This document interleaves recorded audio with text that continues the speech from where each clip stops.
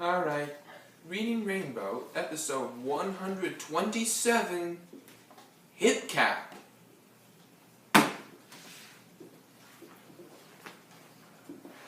He was a hip cat, a het cat, a cool cat, living all alone in a riverside shack.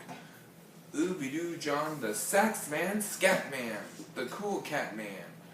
One day, he said to himself, all I want to do is to make jazzy music. So he picked up his sax, what his friends call his axe, and tipped his baron and said, scat cat, go cat go, hip cat, daddy-o's got a horn to blow, and that cat scat. He hopped on the night train, the faster-than-light train, and in no time, he came to a city by a bay. It was a bebop-rebop city, a bongo-congo roller coaster, jazz in your bones city. Hip Cat moseyed along, singing a song, swinging his sax. He slipped into Minnie's can-do on Fillmore and said, "Sweet Minnie, I want to blow my horn." Big Max, the Manx cat, was reading poetry at the mic, stomping the floor to the rhythm of his words. And when he was through, our hip cat hero with a horn to blow blew. His sax bobbed and swung, screeched and skonked, purred and barked. The cats in the club said, "Go, cat, go!" And Hip Cat wailed into that horn. He wailed his song of longing, his song of joy, his song of loneliness and looniness. And the crowd went crazy. The joint was jumping, toes tapping, and cats bopping, chairs dancing, and shadows hopping. Ooby-dooby blah blah blah. So be-ba-ba woman. Bing bang bang, shooby wah diddy, my cat is a kitty. Still tapping his toes and bobbing his head, Hip Cat stopped blowing and started ooby-dooing instead. His new fans loved him and Minnie hugged him. He was a bad cat, a mad cat, a rad cat. But Minnie could only pay him with peanuts. Now he was a penniless hip cat daddy-o with a tale to tell and a tale to wail. He hit all the jazz joints in town, looking for a gig that would pay the rent.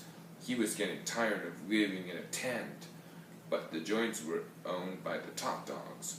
If cats wanted to make it, they couldn't fake it. He said, if dogs can run free, why not me?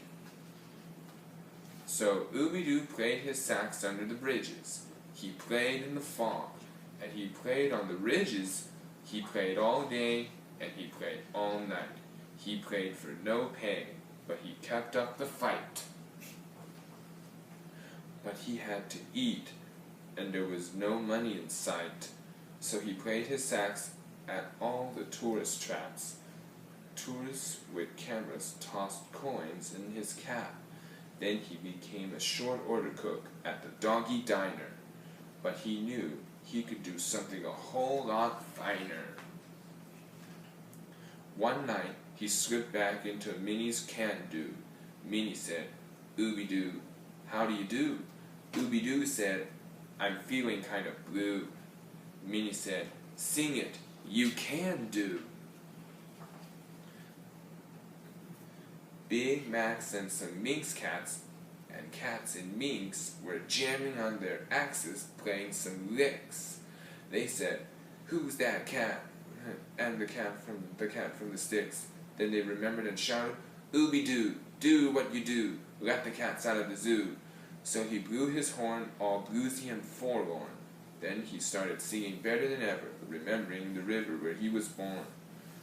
Ooby-Doo, blah blah blah. So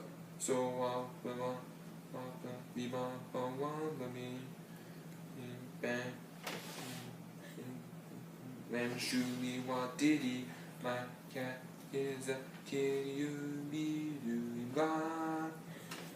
Then Ooby-Doo blew everybody away with his horn. And pretty soon, word got around. Even the top dogs paid top dollar for Ooby-Doo to wail at all the clubs. He played in the Hungry I. He played in the Hungry U. He played in the Purple Onion. And when he was through, the crowds went hog wild. Now wherever he went in style. He tore down his tent and paid the rent. He ate tall ice creams and paid all his bills. They called him a jazz magician, a great musician, and a poet of the blues. And when he rode the cable cars over the hills, his feet flew out in his shiny new shoes. Ooby-Doo shouted, "Do what you love to do, and do it well." He was a hip cat daddy-o with a tale to tell. He told it with his music, and his Ooby-Doo wah-diddy wah-shooby-wah-day. My cat is a kitty, and we play all day. Even the fat cats and the river rats back home listened to his music on the radio. They called him one cool daddy-o.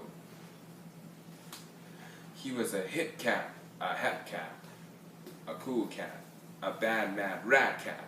Ooby-Doo John, the sax man, scat man, the long sleek cat man. The end.